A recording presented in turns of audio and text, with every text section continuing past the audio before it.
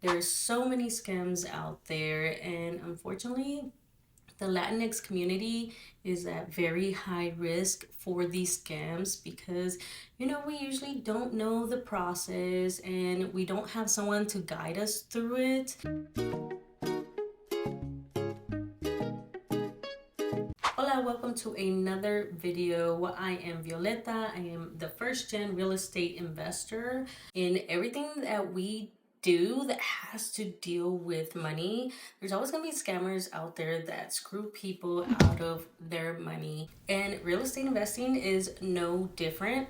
And there's so many types of scams. One of them is phantom listings.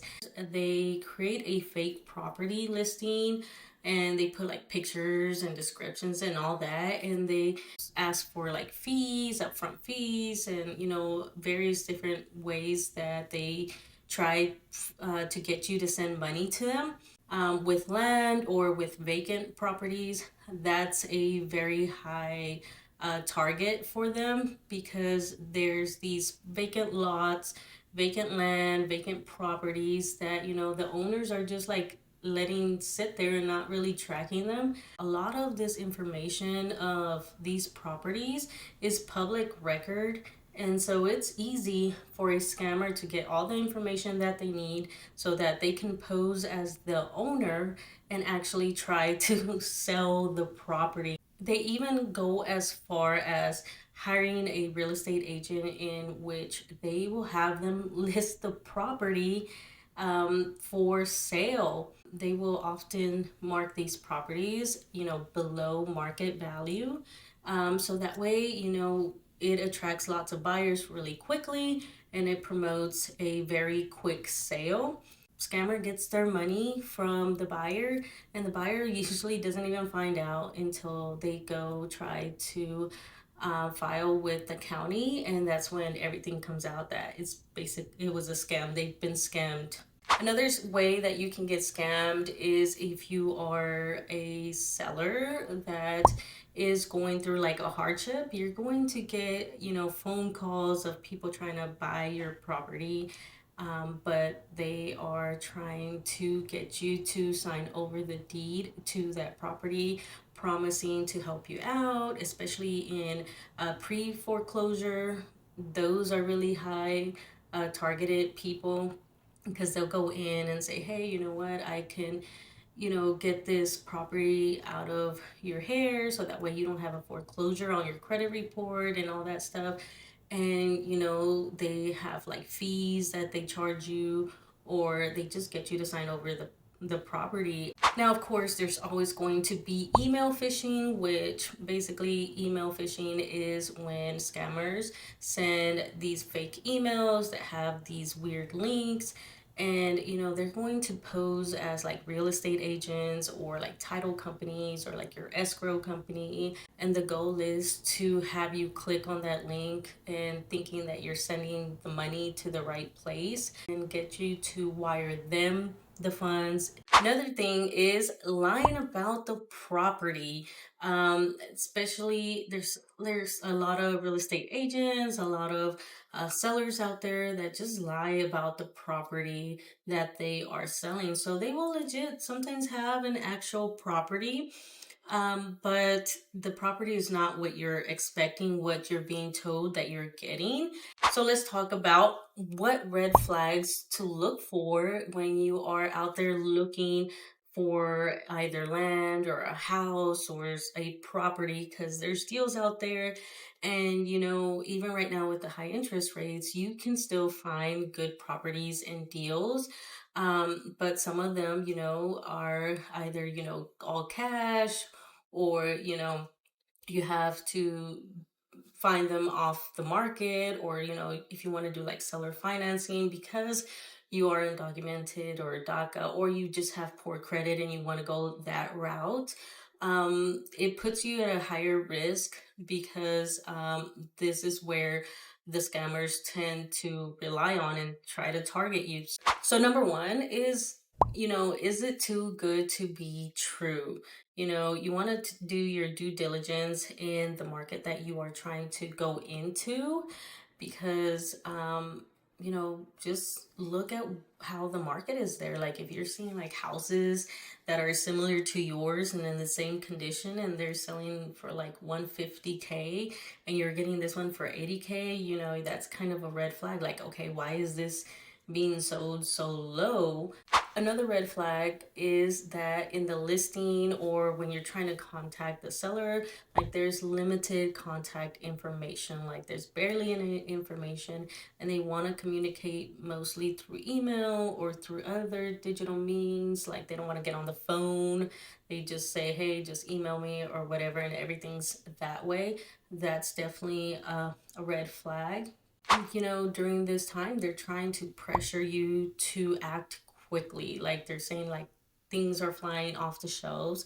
And this was a big deal when, during the housing market, when everything was flying off the shelves, people were buying properties that in the end, they bought like crappy properties that had a lot of issues with them because they were forced to hurry up and buy. Another red flag is that they're not going to give you access to the property. They're going to say, I don't have time. There's so many, people that are interested. Here's a video or here's, pictures. I can't take you out to see the property for whatever reason.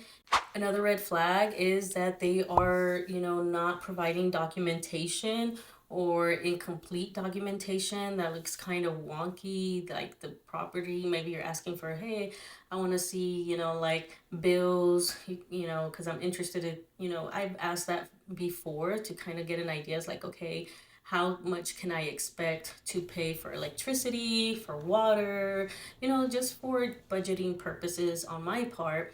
Another thing is that scammers are going to try to get you to send them money in unusual ways. They might ask for like gift cards or cryptocurrencies or wire transfers. Although wire transfers is a common way to do real estate transactions, it's the method that is associated with scammers, unfortunately. So you do want to be making sure that you are double checking who you're sending the money to. Some of these are red flags, but sometimes they're not, because sometimes you are having these deals that are, quickly, that they're being foreclosed on, and so you have to kind of like make a quick decision. But that takes practice, and you still do your due diligence, but you just have more practice of doing it faster. But when it's your first time, you're kind of like want to take your time until you get that experience under your belt to where you could, make quicker decisions, because you're able to decide faster if this is a legit deal or not. And, some of these, you do have to, pay all cash, because they'll be like cash offers only, or you have investors that are out of state like myself. So how do you protect yourself? I mean, you really want to just do your due diligence. You want to verify the seller, you want to verify the property, and you want to work with professionals like real estate agents and attorneys and like title companies. Use traceable methods of payments, and verify where you're sending your money to. Another thing is you want to research the seller. So for example, when I was looking at this land property, I was definitely, it was my first time buying land, so I was definitely hesitant, because it was a company that is selling a whole bunch of properties, and it's kind of like, okay, I don't want to get scammed. So I looked up the company, I looked up that person, I researched, I made sure I saw reviews and other properties that they sold. And with me, everything, checked out. Another way is to work with real estate professionals. So your real estate agent, having a real estate attorney, a title company, all of that, working with those types of people that have experience in what you are trying to do, can help prevent you from getting scammed. So definitely work. So if you're going to buy land, get yourself a real estate agent that is used to selling land, because they're going to know what to look for. If you're looking for investment property, find a real estate agent that works with investment property. You also want to review your contracts and your agreements. Make sure that there's nothing fishy that they snuck in there that might screw you towards the end, where you get scammed out of money or they're able to back out. And even with like legit transactions, that happens. Like I think I was looking at TikTok, I think, and it was a builder that basically scammed this family that was, that had purchased some land and were building a property. And the builder had a clause in there that basically, whenever they felt like it, for no reason, they could just back out. So those are my tips on how to avoid getting scammed when you are buying real estate. But other than that, I will see you in the next episode. Bye.